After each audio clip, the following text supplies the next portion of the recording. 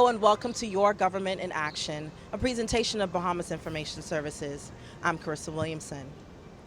During his contribution to the 2024-2025 budget debate in the House of Assembly on June 5, 2024, Prime Minister and Minister of Finance, the Honorable Philip Davis KC, stated that the budget is a pivot toward a new era for the Bahamas as the measures to be implemented will be beneficial to all Bahamians. The budget was designed to enhance the well-being of Bahamians, promote economic growth, consistently improve the collection and administration of revenue, prudently manage public expenditure, encourage progress in our energy sector and in climate financing, make critical investments in infrastructure, housing, and national development, continue to build a robust healthcare system, revitalize Grand Bahama, strengthen labor relations, invest in education, improve food security, invest in our public service workers, strengthen national security, law and order, diversify our tourism product, and promote a more equitable business environment. This budget serves as a pivot towards a new era for the Bahamas.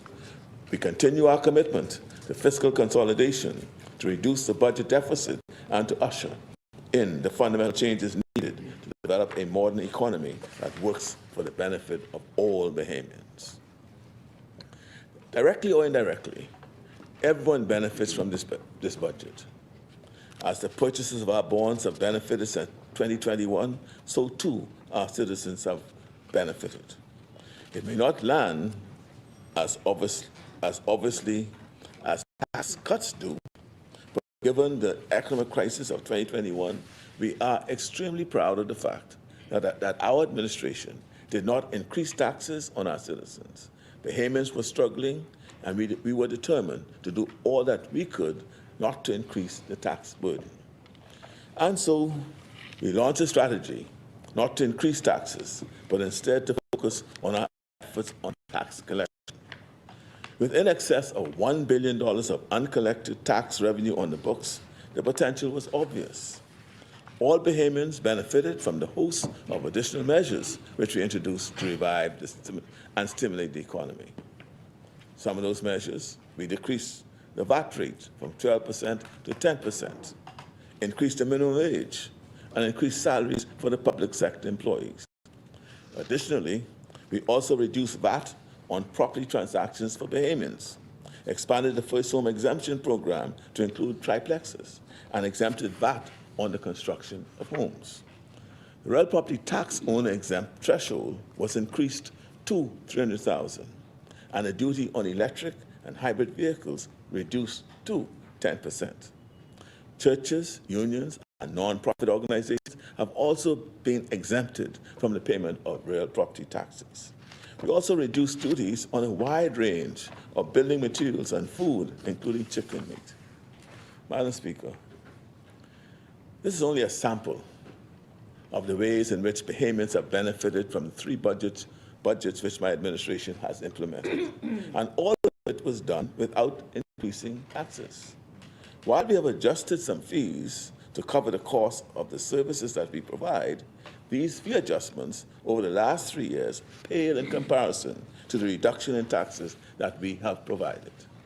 Fee adjustments include, for example, this year's introduction of a new fee to allow for home delivery of passports for Bahamians residing in the United States, Canada, Europe, and other parts of the world. Notwithstanding these adjustments, since coming into office, revenue has grown at a faster pace than the real economy has grown. I repeat that, Madam Speaker. Revenue has grown at a faster pace than the real economy has grown. So those who point out that we are projecting revenue to grow faster than GDP only need to look at our recent experience to understand our confidence. Our strategy for revenue administration is working. One of the fundamentals which underpins this is the fact that currently the major revenue driver is a strong inflow from foreign direct investments. Foreign direct investment is a critical indicator of the confidence international investors have in our administration. My government has never planned to burden ordinary citizens with tax increases in order to drive revenue. I cannot stress enough how much this has benefited the Bahamian people. Madam Speaker, before I consider some of the specific details concerning revenue, investment, expenditure, and the management of the debt and the deficit, I wish to make some key observations with respect to the cost of living, the public service salary review, and the broad principles of taxation. I'll start with the cost of living. By 2020, Madam Speaker, the Bahamas was listed as the sixth most expensive place in the world. But we have all experienced for many years the seemingly relentless rise in prices across the economy. The pandemic, the wars in Ukraine, now the Middle East, along with other factors, have made inflation and high cost of living a global issue. But those do not explain what I call the underlying high prices that we experience here. There's a widespread mistaken assumption that high costs here are due to the fact that we have such high imports and that customs duties and government taxes are the cause. This is not the entire story, Madam Speaker. If transportation costs and import taxes and duties are stripped away from any commodity goods, the underlying price for these commodities or goods is still inexplicably high when compared to other countries with similar imports and taxation arrangements, especially those in the region we still rank poorly. Since our first budget in 2021, we have introduced a number of measures designed to reduce the cost of living, but they've had little success in producing the reduction in prices to the consumer. It is clear that something more structural is at play.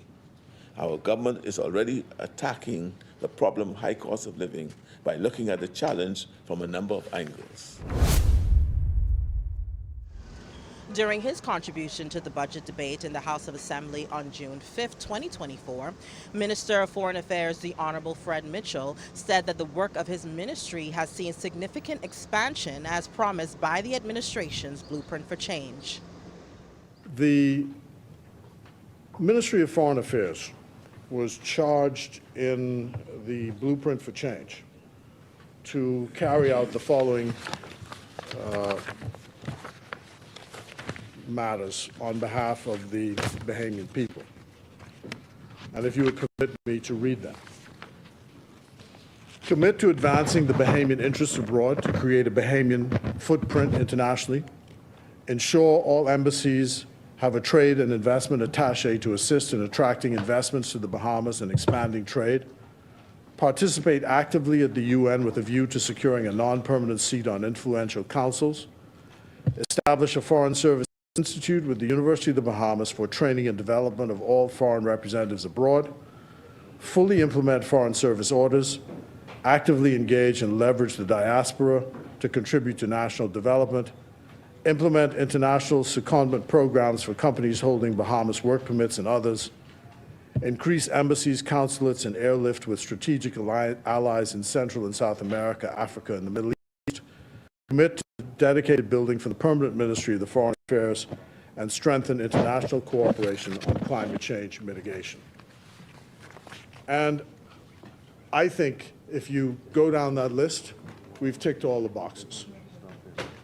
Signed, sealed, delivered. The Bahamas is a small country. That is a truism. And I say that because small countries have to be able to lift above their weight if they are going to be successful across the world. That is what the Bahamas under this administration has been seeking to do. I have a philosophy, and I've repeated what I said at previous budget debates. I had a discussion with the financial secretary the day I took office. I said, these are the list of things that the Bahamas government wishes to do in the Ministry of Foreign Affairs. Do you have the money to support these programs? His answer was, if those are the government's programs, Ministry of Finance has to find the money to support them. After that, I don't need to have any more conversation with the Ministry of Finance. My job is to just get the programs done. Their job is to find the funds to support it. And I can say, without fear of contradiction, that the government has found the funds to support the work of the Ministry of Foreign Affairs and adequately financed. And we've had considerable expansion. We now have a budget of about $50 million to do the work which we are called upon to do. And this is particularly important because the number one issue, which the Prime Minister says the number one foreign policy issue for our country is the issue of climate change, because climate change is existential for our country. And if we don't understand what existential means, I go back to that slide which the Explorers Club showed me when I was speaking in New York last September. If things do not reverse, in the year 2070, the island of New Providence will be 30% underwater. And if nothing further is done, in the year 2100, 70% of the island of New Providence will be underwater. That's what I mean by existential.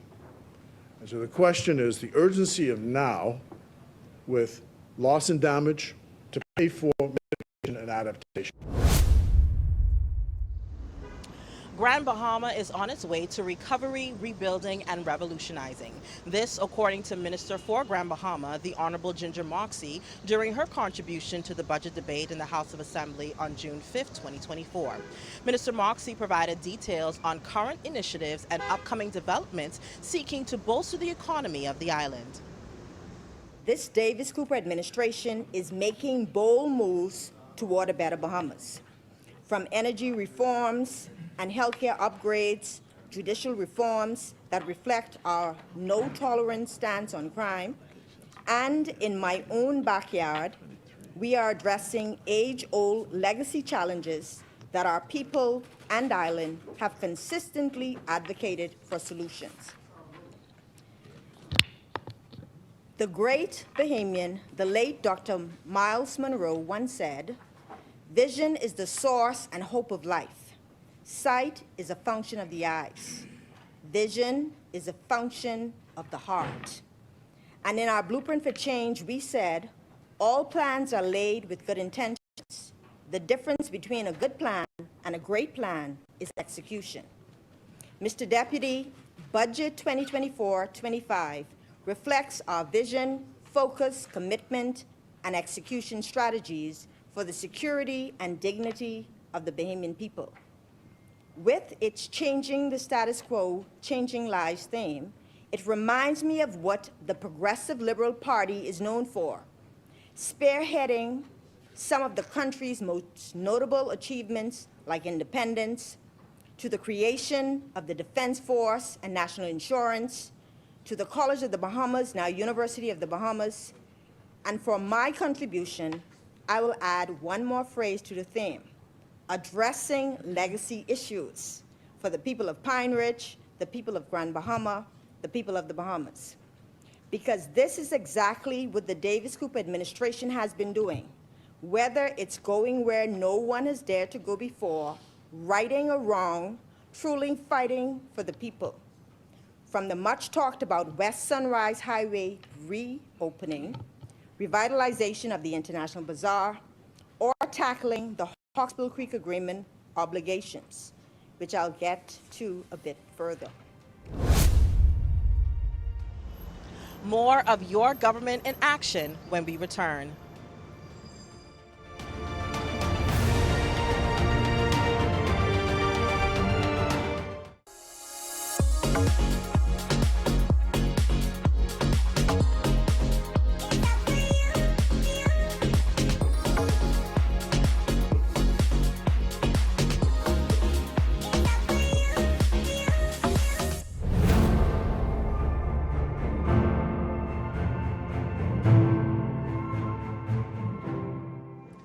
Welcome back. Making further steps towards digitizing the public service sector, the Ministry of Youth, Sports, and Culture, in conjunction with the Ministry of Economic Affairs and the Inter-American Development Bank, officially launched online services on the My Gateway platform. The announcement launch took place at the Andre Rogers Stadium on June 3rd, 2024. Today's event is a testament to successful public sector collaboration, dedication, and teamwork. Digital transformation is often a term used loosely, but within this administration, it serves as a guiding principle that is a catalyst for change. Transformation requires steady hands, ongoing support, and a commitment at the highest level. This means that our ability to move from the current state to the one that is desired or planned has to be progressive and intentional. The Ministry of Youth, Sports, and Culture now joins 18 other government agencies that offers online services to our valued clients on the My Gateway platform. And so it gives me great pleasure to celebrate this significant milestone with you on the launch of 27 online services on My Gateway.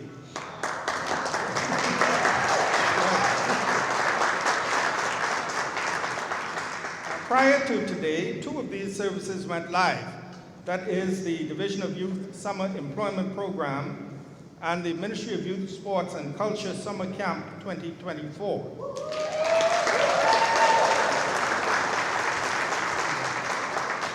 Now, parents, guardians, and eligible applicants can complete their forms online, allowing for a faster approval process, ease of access, and efficiency in operations.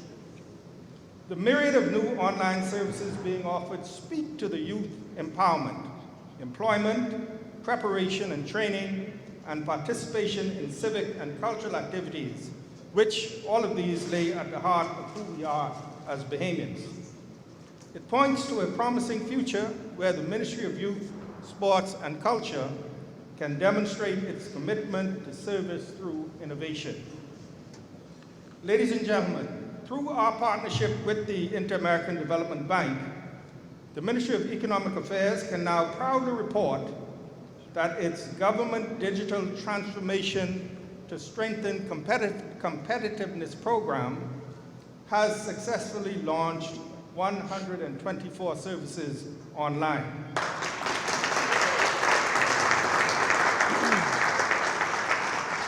That includes the registration of over 113,000 users and the facilitation of $5.2 million in revenue.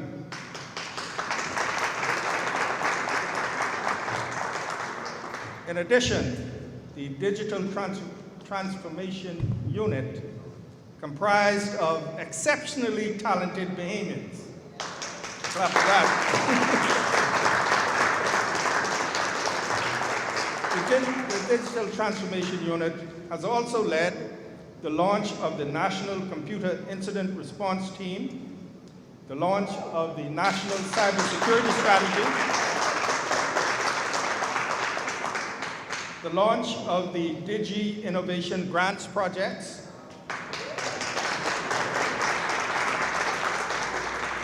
the setup and implementation of the Great Bahama Bank interoperability platform, the cataloging of over 400 government services, the development of the digital immigration arrival card, as well as the soon-to-be-launched digital police character certificate. In just the first week since launching our applications on My Gateway, we have received over 200 applications. This immediate, enthusiastic response is a testament to the real progress we are making for our people. And it is clear indication that this digital transformation is meeting a vital need and making a tangible impact. I want to extend my heartfelt thanks to everyone who has contributed to making this possible. Your hard work and dedication are paving the way for a brighter and more connected future for our nation. I am confident that this initiative will have a purposeful and positive impact on our society. Thank you for your continued support as we embark on this existing journey together. The 2024 Atlantic hurricane season began June 1st and ends November 30th and is anticipated to be one of the most active seasons seen in decades. Our Matt Mora sat with Jeffrey Simmons, the acting director at the Bahamas Department of Meteorology, on what we could expect to see in this active season in this edition of Met Talk podcast. One of them, outside of the high ocean temperatures and the La Nina effect and all of that, we are concerned also about the West African monsoon. That is where we see coming off we talk about mostly over the Sahara Desert in West Africa, where we expect a lot of moisture in that area. That is responsible. We talk a lot about the waves that move over, the tropical waves that come off. That is where they actually originate. And they move across the Atlantic and work its way. And depending on the conditions, environmental conditions they find themselves under, they can eventually become hurricanes. We expect a very active monsoon season this year over the West Africa, so we see a lot of waves. Right now, we are in the first week of the season. Before the season began, we already saw waves begin to move off the coast. It's like about 5 of them. Right, they're coming in right now. So that's indicative of how active this West African monsoon it will be this year. So we expect to see these coming off, and as a result of them, with the La Nina effect, with the warm ocean currents, warm ocean temperatures out there, now we're going to see some of these waves are really now going to begin to develop into tropical storm and eventually find themselves being major hurricanes eventually for a few of them. Now we are in the hurricane season. Now is the time you should have been prepared. You should have. I know you have those nice fruit-bearing trees, mangoes, pears, and all of them. They are loaded right now, but check those branches that are hanging over your roofs. You want to trim those branches off. You don't want, because the last thing you would need in the middle of a hurricane is a compromised roof. You don't want a tree branch coming through your roof in the middle of a hurricane. So just trim it a bit to trim it back from the. Have all your plants in place, all your patio furniture. What you want to do with them? Your pets. Don't forget your pets. They're good creatures. They're good to have. I love mine. And then you have fresh water.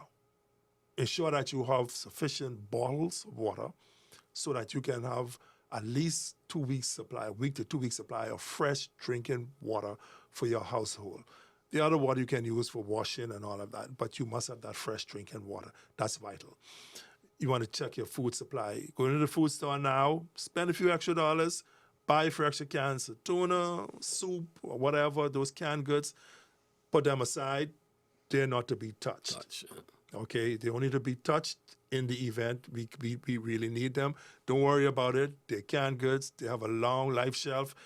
Christmas time roll around, they still sitting there. Your grocery bill will decrease by that much. Yeah. You can then begin to use them. So these are little things you have to start looking at and be prepared. Don't wait for the rush. Keep those water bottles filled at all times so that you don't have to tow these long lines and in the food stores. Get your candles, but I really prefer searchlights. Get your searchlights, make sure those batteries are working. Now is the time to be checking all of these things and making sure they're in place in the event you need them. Evacuation plans? Evacuation plans are important. All of your important documents, your life insurance, your deeds, your bank stuff and all of that, make sure you have them somewhere in your house in a plastic bag. Along with some cash? Along with some cash and all of that. And you want to make sure that, have an evacuation plan, because if we say to you, it's same as if you're going to face some high level of flood, 12 to 18 feet of water, all of that, start thinking about getting your family out of there, where you're going. And so have your plan already in place to where you're going to go in the event you need to leave home. A national holiday.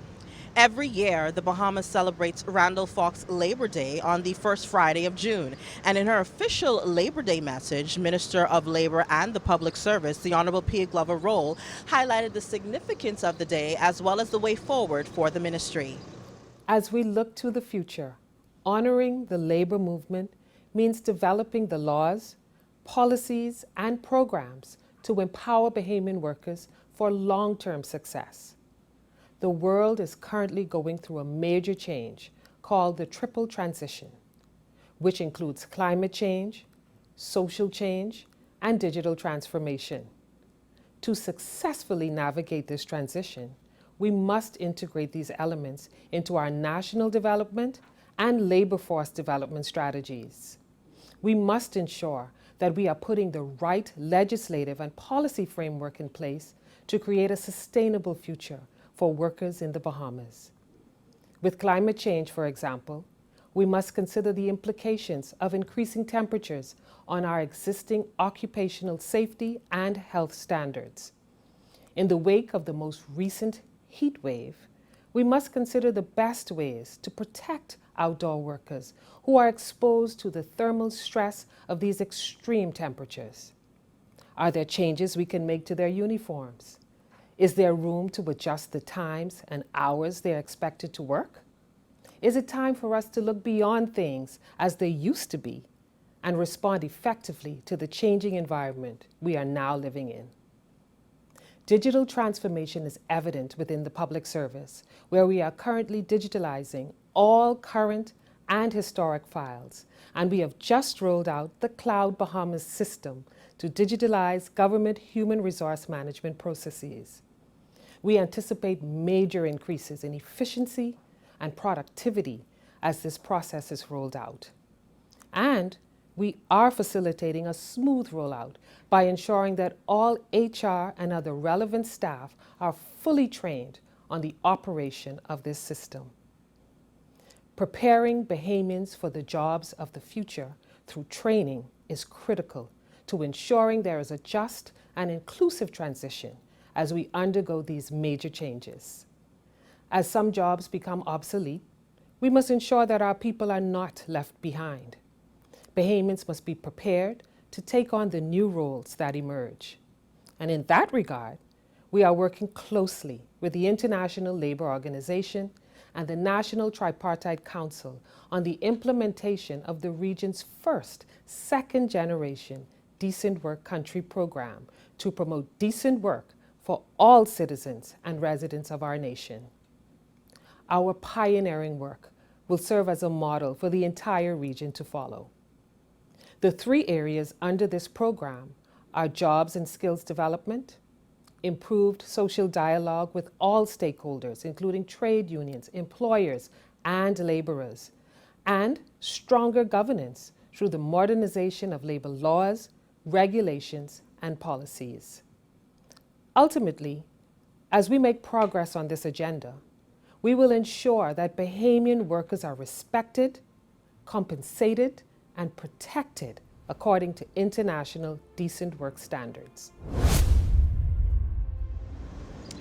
I'm Carissa Williamson, and this has been Your Government in Action, a presentation of Bahamas Information Services.